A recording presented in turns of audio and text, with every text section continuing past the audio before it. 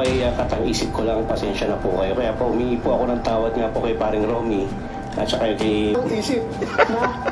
Kasi actually siya hindi naman... Kwentong barbero po. Ano yun? Pero dahil po na napunta po ako dito, dahil nga po sa isang salita niya na... Sandali, katang-isip lahat na sinasabi mo doon? Yes, sir. Kinakatang-isip mo ito si... Kaya nga po humingi po ako ng tawad. Wow! O inidwan dito, mga senador kami. Ibig sabihin na binubula mo lang siya para mabulag kami, para imbitahin ka dito. Nagpapagang mga balita at pagtalakay sa mga isyu ng lipunan. Bulsa! Opinyon, banat at paglalantad sa katotohanan. Bulsa!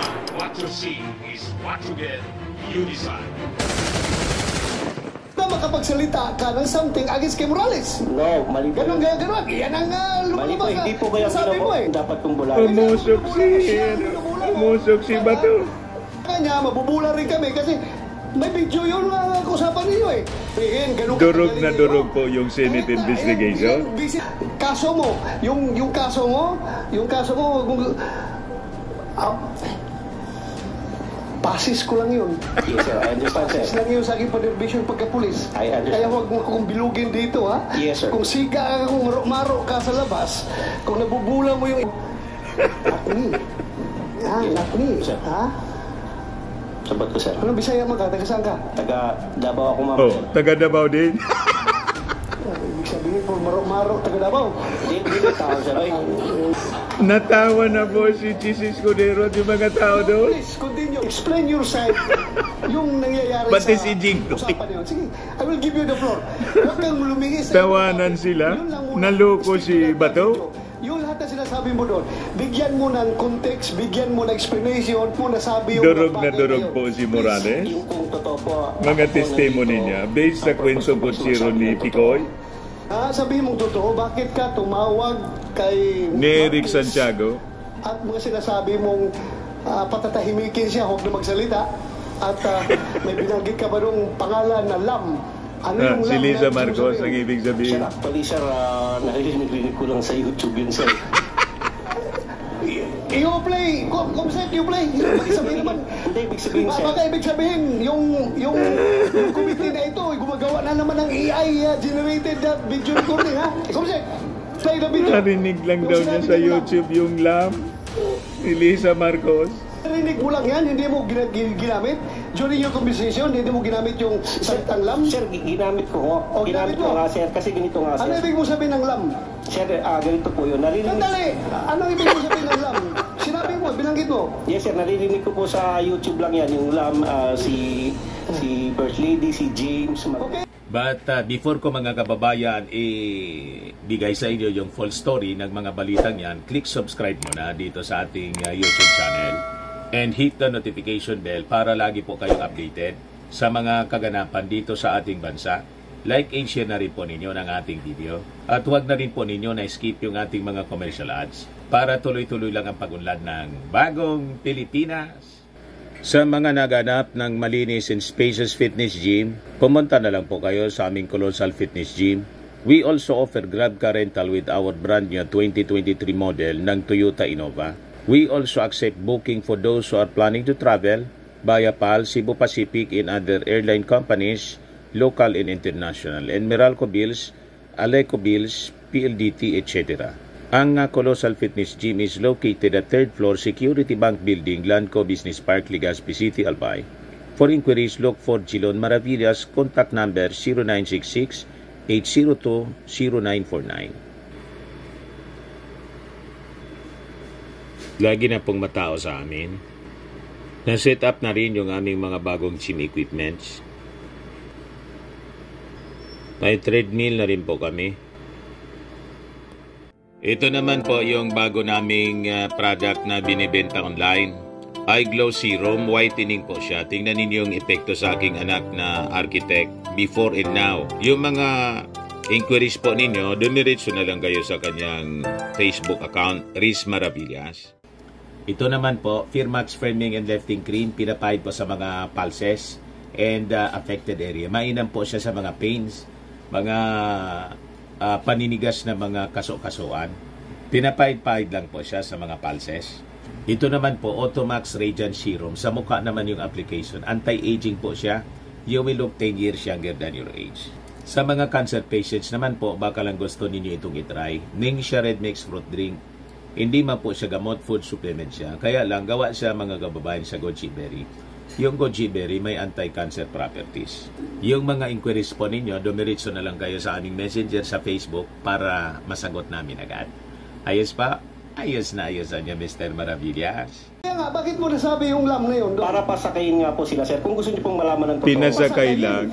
Opo, para pasakayin lang po si Agent Morales, sir. Hindi mo nga alam na nasa bahay ni Morales si Marque Enriquez. Ganito po yan, sir. Si Romy kasi, pag matri-trigger ko siya, alam ko na makakarating kay Morales yan. So anong purpose mo? Anong agenda? Anong motive mo? Bino-joke lang po. Sige nga. Kasi may mga dokumento po kasi kung dala. Kasi sir, kung napapagod na po kasi ako sa paulit-ulit na sinasabi nila, alam ko naman na mas may explain ko, sir. Dahil sa mga dokumentong dala ko. Ano yung mga dokumento dala mo? Pwede ko ba ipakita, sir? But before you show that document, explain your side. Bakit mo sinabi yun? Huwag mo kaming bulahin, ha? Yes, sir. Ha? I will cite you in contempt directly kung magtiga dito, ha? Sabot ko, sir. Huwag mong dalahin sa bula-bula. Sabot ko, sir. Sabot ko. Okay. Yung may sinabi siyang lam, huwag mong sabihin, bula mo lang kami dito. Wala pong ganun, sir. Sorry po. Sige. Nai-blood siya, no? Si Bato.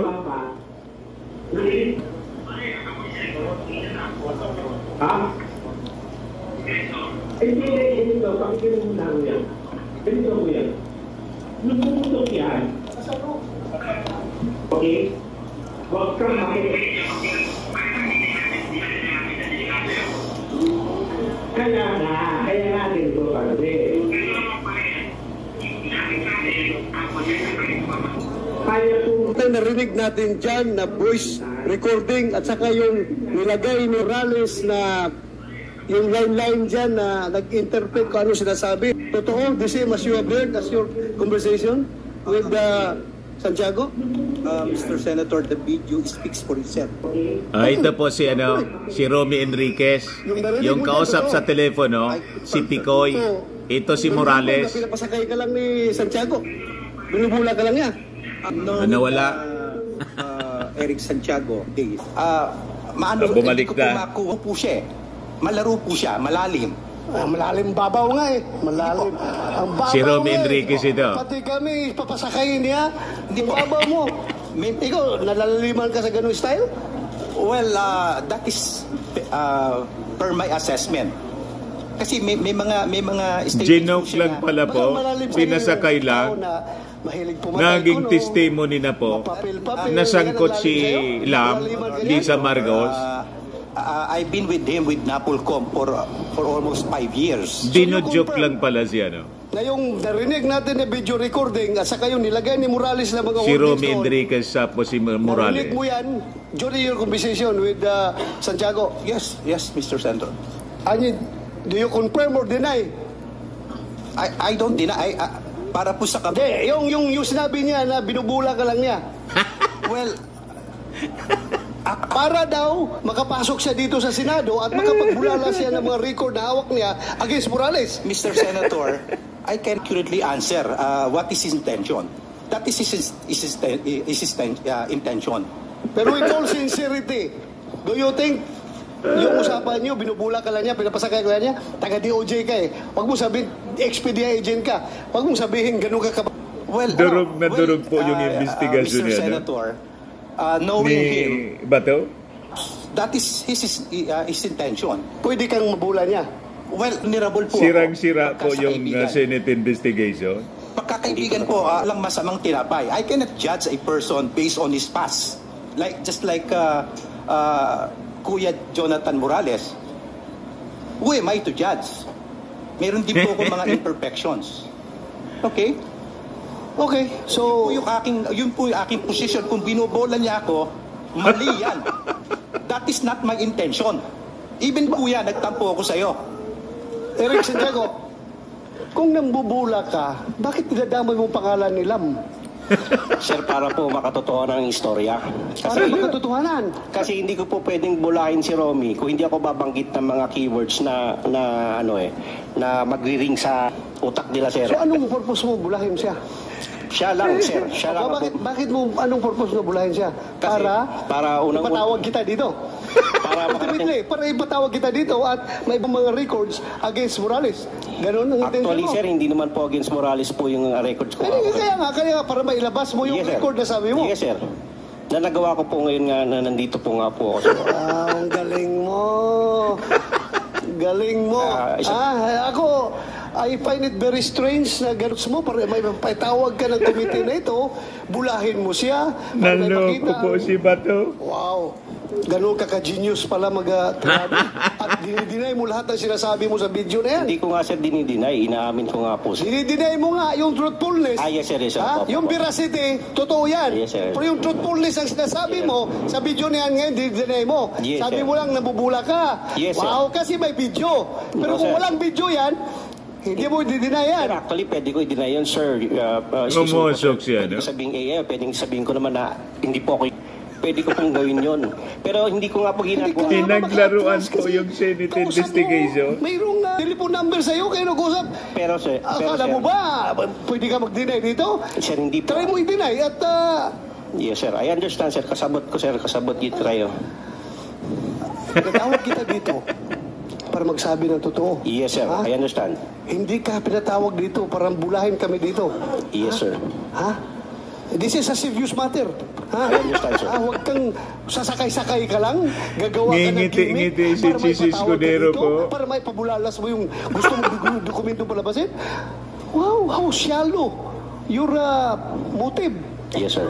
So, ibig sabihin, sino nag-utos sa'yo na pasakayin mo si Enriquez? Sarili ko lang, sir. Sarili mo! Yes, sir. So, you're a hero! Nasa sa inyo, sir, kung paano niyo ako titignan ngayon, sir. Pero yun po ang You are a hero, sarili mo lang. Sa inyo na po, sir, kung patignan. Pero ang sinasabi ko po ay totoo. Galing sa aking puso, sir. Galing sa iyong puso. Tuwang-tuwa si Chis Yes, sir. Escudero po. Binabola ko po lang po si paring Romy, sir. But I don't find any valid motive. Bakit mo siya bulahin para makapagsalita ka dito? Bakit? Why? Oh, why? Kasi, sir, yun nga, kagaya na sinabi ko, napapagod na po ako doon sa paulit-ulit na pasensya na po kayo, sir. Oh. Kung, kasi marami po doon tungkol sa dokumento na pinipresent niya na dapat sana mas maintindihan, mas ma-explain ko po para sa akin po, sir. Para lang po sa akin, kung bibigyan niyo po ako ng pagkakataon, sir. Bakit mo ma-explain? Anong kinalaman ng mga record na yan sa pinag-usapan? Kung hayaan niyo po akong ipakita yung record na yon, maaari po siguro ma-explain ko na mas mabuti. But to start with, yung intention mo is with malice. Ha? Very clear, with malice ang intention mo. Dahil niluluko ka ng tao para lang makapunta dito. So, ibig sabihin, kung kaya mo lukuhin si Enriquez, yung ipipresent mo na papilis dito, pwede rin, lukuhin mo kami dito. Ang committee ito. Sir, wala po akong intention na gano'n. Wala nga, but to start with, diluko mo na siya. Pinasakay mo, according to you, pinasakay mo lang siya. Yes, sir. So paano kami magtiwala ang committee sa'yo kung ganoon pa lang style mo? So useless din na evidence kung to start with, ang intention mo ay tainted with malice. So, para sa akin po, sir, muna akong pakinggan, ipakita ko yung dokumento at may paliwanag sa inyo ng mas masintin. Before you present that document, submit mo muna sa committee. Titingnan namin if that is germane to the issue at hand. Isubmit mo muna yung dokumento dito, pag-aralan ng legis namin, ng COMSEC. Kung germane yan, otherwise, gagawin mo na namang binyo itong itong committee na ito for other reasons. Please submit that to the committee, pag-aralan namin, and we will get back to you. Mr. Chair, yes, go ahead. if you're done with the question. I am done with Santiago muna yung kanyang sasabihin, then you are free, Lieutenant General Santiago. No. I will not question the two gentlemen. I'll just go straight to the point and ask questions to Okay. Mr. Morales. Go ahead, Your Honor. Okay, Mr. Morales, Yes, Your Honor. Nakita ko sa isang interview mo na sinabi mo na ako raw ay hindi marunong mag-imbestiga. Am I correct? Yes, Your Honor. Yun po ay opinion ko bilang investigador dahil inaasahan ko po as resource person. Alright. At mistula ako na ituring na akusado. I will have to respect your opinion, but my track record in investigating here in all public hearings will attest to it. Okay? Second question. Sinabi mo sa isang interview na sayang ang binabayad ng taong bayan sa akin. Yun po yung opinion ko, Your Honor. Dahil doon sa nakikita kong takbo ng... Bakit sayang ang bayad? Your Honor. Dahil ako, ginagawa ko, tinutupad ko ang aking sinumpaan tungkulin bilang inyong senador at kine-question mo ba ang 15 milyong Pilipino na bumoto sa akin? Dahil sinabi mo, sayang ang binabayad nila sa akin. Your Honor, yun po yung opinion ko. Gawa ay isang investigador. Ang investigador po, nag-extract po na information, nag-elicit po na information upang makuha mismo yung yung ninanais dun sa kagaya po ng ginagawa natin ngayon. Ako po ay nagsasalita lang bilang sa aking opinion at bilang dun sa aking karanasan bilang isang investigador. Kapag ako po ay kaharap ng isang iniimbestigahan, inisikap ko po na makuha ko yung sustansya na kinakailangan po dun sa hinahangad kong resulta. Ako po, hindi po kailanman na memersonal o kumakaladkad o naghuhusga sa pagkatao ng kahit na sino, lalo na yung mga naimbestigahan ko talagang mga kriminal. Yan ang opinion mo. Yan ko. Okay. Meron akong kopya ng desisyon ng Civil Service Commission affirming the decision of PIDEA Director General Arturo Cacdac finding you guilty of dishonesty, grave misconduct, and conduct prejudicial to the best interest of the service. The Civil Service Commission ruled that, and I quote, "It is undeniable based on Morales' admission that he concealed or distorted the truth about factual circumstance of the arrest of Chua and Miao. Morales' earlier statement that the arrest was a result of a lawful arrest and later, take note, retracted the same is telltale proof of dishonesty. His action, among others, of planting evidence is likewise an act of dishonesty because it is contrary to the fact that no illegal drugs were seized nor under the possession of the accused."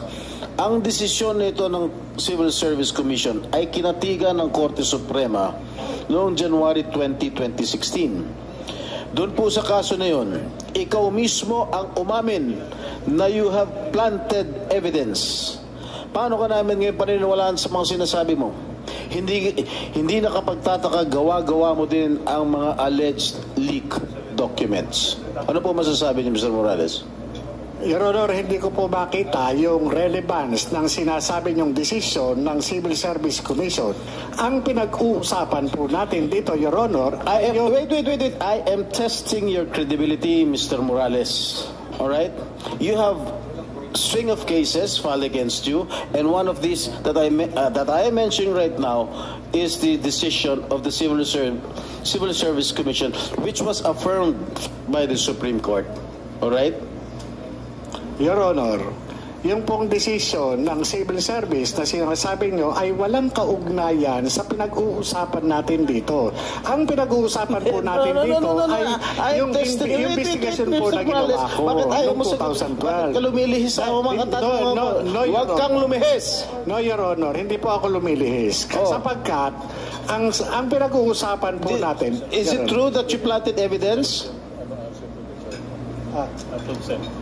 Yes, Mr. Yeah, I just would like to remind you that you add your questions and everything to this chairman para hindi kayo magkapersonalan. Yes, please address through the chairman para hindi masyado iinit yung Don't evade my question, Mr. Morales. Continue. Is it true that you planted evidence? But according to the Civil Service Commission decision, and it was affirmed by the Supreme Court that you planted evidence. No, Your Honor. You mean to say that you disagree? Of course, you will disagree to with the decision of the Civil Service and the affirmation of the Supreme Court. How can you disagree with the... No, Your Honor, hindi po yan yung istorya, Your Honor. At ito, Your Honor, yung sinasabi nyo to discredit my credibility, Your Honor. Ang pinag-uusapan dito, ang issue, Your Honor, issue pagiging investigador ko. Hindi po ako akusado, Your Honor. Mr. Chairman. I am testing your credibility. Huwag kayo magsabay magsalita. Dapat pakinggan mo kung magsalita si Senator Jinggoy. Testing your credibility. Pinapangunahan mo. Sinasabi mo, I'm discrediting your credibility. Kung meron man. Your Honor, sa umpisa pa lang nung magmula nung dumating kayo dito sa hearing, Mr. Chairman, ito na yung naging experience ko, Your Honor, Mr. Chairman, dito sa Senate investigation. Ang ipinunta ko po rito is resource person po ako para dito sa PIDEA Leaks. Dahil ang pinag-uusapan po dito ay yung paglabas ng dokumento dun sa PIDEA. At ako po, Your Honor, investigador lang po ako. Hindi ako akusado, Mr. Chairman, para i-test yung aking credibility. Nakapako lamang po ang aking kaalaman patungkol po doon sa ipinalabas ng vlogger na si Maharlika, patungkol po dito doon sa mga confidential documents, yung classified documents. Doon lang po ako. Ngayon, kung ang butihing senador, Your Honor, ay ang gagawin sa akin ay atakihin ang aking personalidad, wala pong kinalaman ito doon sa mga classified documents na ginawa noong 2012. Ang tapation ko lamang po at nalalaman ay yun lamang po ng 2012 matapos na pumunta yung confidential informant sa Intelligence and Investigation Service. Ngayon, kung ito dinadanas ko ngayon na talagang sinisira yung aking pagkatao, hindi kaya ito ay may kinalaman doon sa ngayon presidente ng Pilipinas na naroon mismo doon sa dokumento na nagkataon na ako ay nag-imbestiga noong 2012. Mr. Chair, yes, go ahead, ang sinasabi nitong resource person natin na dinidiscredit ko yung kanyang credibilidad. I am just reading all his cases filed against him. Okay? Inuulit ko lang. Okay? Pinapangunahan mo kagad ako. Sinasabi mo, didiscredit ko agad yung credibilidad mo. All right now. Yung sinasabi mong nawawalan dokumento. Tinanong kita last hearing, where are these documents? Sinasabi mo wala. Tinanong pa kita kung sino yung confidential informant mo. Sinasabi mong hindi mo kilala. Anong klase kang resource person? Wala kang mga ebidensya. Oh, Your Honor. Ikaw ba paniniwalaan ka namin dito? Your Honor, Mr. Chairman. Pagkakanya ng mga sinasagot mo. Your Honor, Mr. Chairman. The classified documents na piniresinta po ng vlogger na si Maharlika na napasa kamay nitong committee na ito. Ito po yung personal ko na under oath po in-identify ko.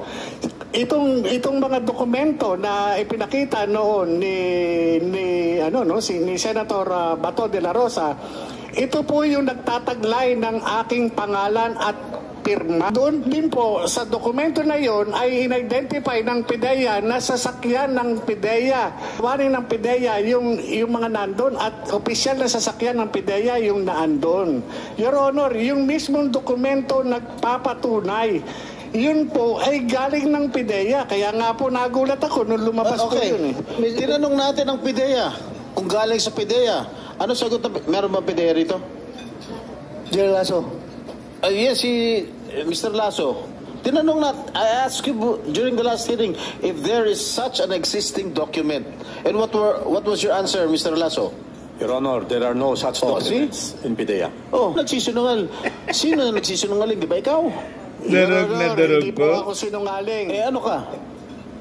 The chairman, para hindi masyado tapusin na natin mga kababayan. Kasi paulit-ulit lang, sinabi po ng PDEA, hindi sa kanila galing mga kababayan yung document.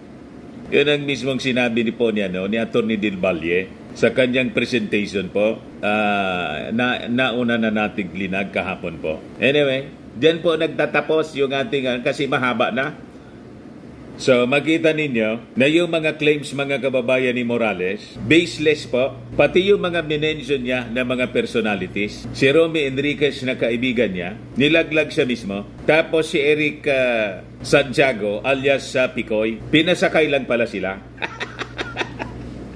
Walang katotohanan na may pumigil sa kanya. Pinipigilan siya ng kanyang kaibigan na si Romy Enriquez na wag nang mag-testimony kasi baka siya ipapatay ni Lam, referring to Lisa Marcos. Kwentong kutsero man lang po pala yun. Naloko si Bato. Ayan man lang po. Ako po si Dante Maravillas. Bye-bye po. God bless.